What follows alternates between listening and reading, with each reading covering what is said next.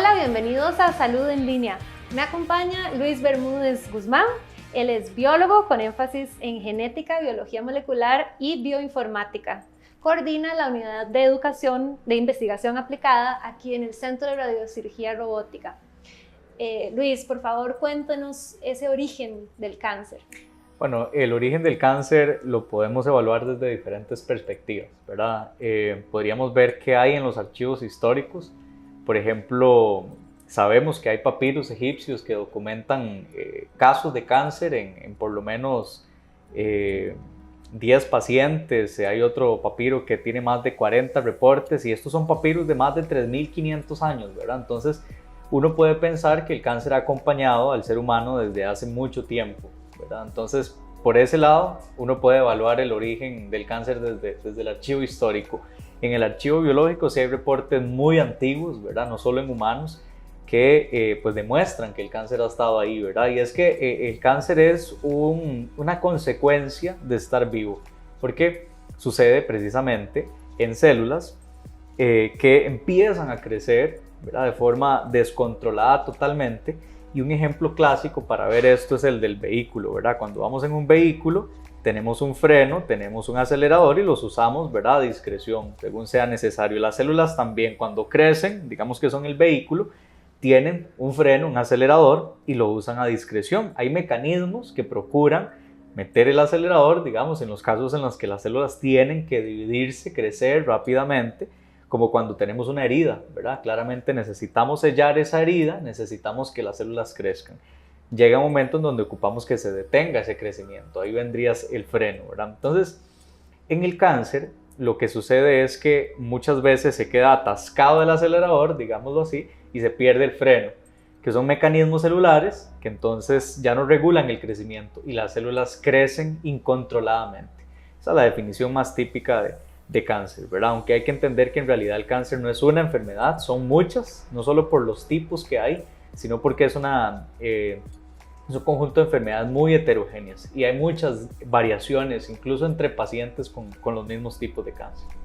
Incluso me estaba apoyando en lo que conversamos anteriormente sobre las definiciones de cáncer de las organizaciones o instituciones más prestigiosas, y quiero específicamente preguntarle por la que da la Universidad de Cambridge, porque Luis es el primer tico que va a ser o que ya fue aceptado en ciencias médicas para sacar su doctorado.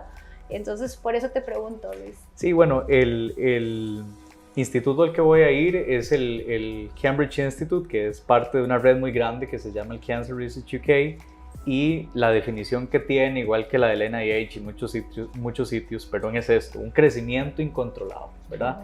Entonces, realmente entender, ¿verdad?, cómo es que se da este crecimiento es lo que nos puede permitir a nosotros ir a la raíz del problema. Ya cuando aparece clínicamente un tumor, ya tal vez hay un proceso de selección por el que pasó ese tumor y lo que estamos viendo es apenas una fotografía del momento, pero nos perdimos toda la historia, ¿verdad? Toda la película de cómo llegó hasta ahí. Entonces, la perspectiva biológica, la perspectiva molecular es sumamente importante para poder entender los elementos más claves del desarrollo de la carcinogénesis y eventualmente cómo llevar esto a mejores diagnósticos y tratamientos.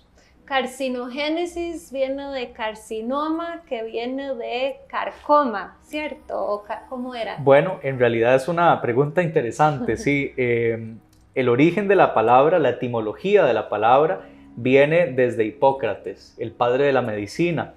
Hipócrates, por alguna razón, él pensó que los tumores eran como cangrejos y entonces les puso carquinomas, ¿verdad? Porque carquinos es el griego para cangrejo. Ya luego se usó la palabra latín cáncer, que es el latín de cangrejo. De hecho, tiene toda una connotación hasta mitológica, ¿verdad? Y por eso es que existe la constelación de Cáncer y demás. Y entonces hay toda una historia ahí muy interesante. Ya luego otros médicos muy famosos como Celso, por ejemplo, empezaron con el estudio de los tumores y de ahí viene el prefijo oncos, ¿verdad? De tumoración, de inflamación. Y pues dio origen a la oncología, ¿verdad? El estudio de los tumores, porque hay que hacer esta aclaración, ¿verdad? Cuando hablamos de cáncer deberíamos de pensar en una entidad maligna, pero no todos los tumores en realidad son malignos. Hay unos tumores que no son malignos y hay otros que se consideran malignos. Y esta consideración es muy con base en la capacidad que tienen de invadir, ¿verdad? Y localmente y después más sistémicamente, es decir, las metástasis, que en realidad la enfermedad metastásica en la mayoría de los casos es la responsable de la muerte de los pacientes, lamentablemente. Muchísimas gracias, Luis, por su tiempo, por todo lo que ha compartido con nosotros hoy y muchas gracias a ustedes. Eso fue Salud en Línea.